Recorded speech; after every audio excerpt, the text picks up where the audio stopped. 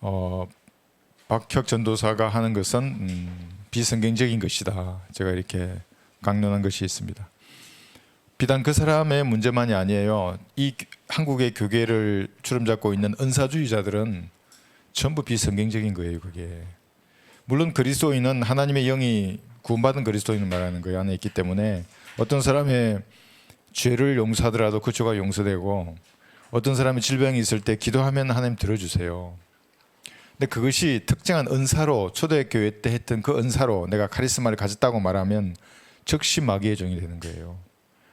그 은사는 뭐냐면 질병에 걸려있는 사람의 의사에 상관없이 다 고쳐요. 그 은사를 가진 사람들은. 그래서 제가 병원에 가라 그랬잖아요. 다 나으라 하라 그랬잖아요.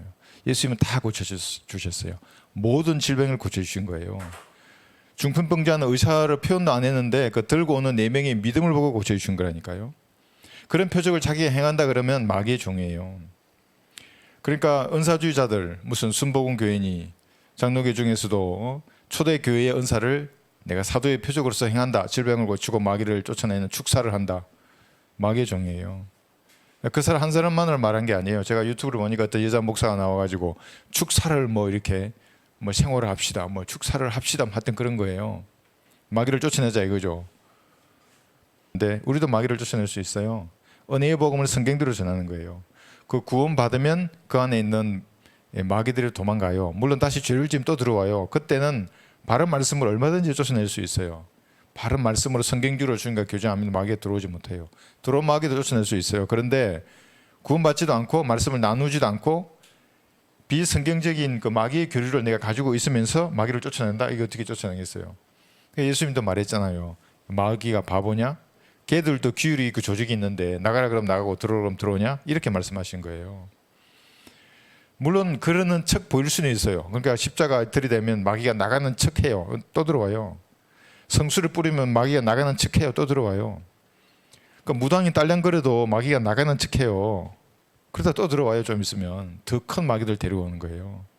그러니까 성경적인 그 교리를 다 부정하기 때문에 내가 그 사람에 대해서 바로잡은 거고, 그러니까 이제 그 사람을 추정한 어떤 사람이 나보고 이거 했어요. 성령을 거슬러 모독하는 죄를 내가 지은 거래요. 개혁성경이 그거를 성령 회방죄라 하거든요. 나보고 성령 회방죄를 짓지 말고 뭐 회개하라 뭐 어쩌고 뭐 이러면서 그러는데 그 사람이 마귀 들린 거예요. 내가 그렇게 자세하게 설명해 줬잖아요. 이 초림 때 거부된 왕국이 오기 직전에 행했던 그런 은사의 표적들을 지금 행하는 게 아니라고. 그 어떻게 더 이상 자세하게 설명해요? 그걸 볼 눈이 없잖아요. 들을 귀가 없잖아요. 구원받지 않은 사람이에요. 마귀의 자식이에요. 그 나보고 성령 해방죄를 행한다 그래요. 이 개혁 성경에는 성령 해방죄를, 우리는 성령을 거슬러 모독하는 죄라 그러고. 마가복음 3장 여러분 이거 여러 번 폈는데 또 한번 보십시오. 반복한다 생각하시고. 성령 해방죄는 지상에 사는 지금 이 시대에 누구도 지울 수 없어요. 예수님이 초림했던 그 당시에 지었던 죄가 성령 해방죄예요. 여기 성령을 거스러 모독하는 죄. 마가복음 3장 29, 30절이잖아요. 여기가 29절 성령을 거슬러 모독하는 자는 결코 용서받지 못하고 영원한 정죄의 위험에 처하리라고 하시더라. 이는 그게 뭐냐 그게 성령 해방죄로 하는 그게 30절에서 마가복음 3장 30절입니다. 그들이 말하기를 이게 지금 서기관들이 말하고 있는 거예요. 22절에서 그가 예수님이에요. 더러운 영을 지녔다고 합니다. 그러니까 예수님께서 그런 치유의 표적을 행했잖아요. 그러니까 서기관들이 당신이 하는 일은 마귀의 영들의 힘을 빌어서 그런 치유를 행하는 거야. 그런 표적을 행하는 거야. 이렇게 말하는 거예요. 그러니까 그거는 성령 모독죄라고 너희들이 말하는 용서받지 못한다고 그렇게 말하면. 근데 지금 예수님 올라가셨잖아요. 부활하고 이 땅에 없어요. 어떻게 성령 해방죄를 지어요? 내가 예수님한테 그런 거예요. 그럼 박혁 전도사나 이 나라의 90%가 넘는 은사주의자의 목사들이 예수님이에요. 그러니까 내가 그들에게 그건 비성경적이라 말하면 내가 성령 해방죄를 짓는 거예요. 그러니까 이렇게 말도 안 되는 논리를 가지고 있고 문맥을 이해 못하는 거예요. 이게 성령 해방죄가 뭔지를 아무리 얘기해도 못 알아듣는 거예요. 이게 왜 못 알아들어요? 하나님께서 그런 사람들은 미혹하시는 걸 기뻐하세요. 심판을 받기 위해서 지옥에 던지는 걸 기뻐하신다니까요. 그러니까 우리는 복음을 구글하지 않아요. 진리의 지식도 구글하지 않고. 아무리 가르쳐줘도 몰라요. 성경 문맥을 좀 보라고. 문맥에서 말하는 말씀이 무슨 말인지. 그 문맥에서 말하는 뜻이 성령께서 말씀하시는 거예요. 그래서 성경이 말씀하시는 거예요. 성경이 말씀하시기를.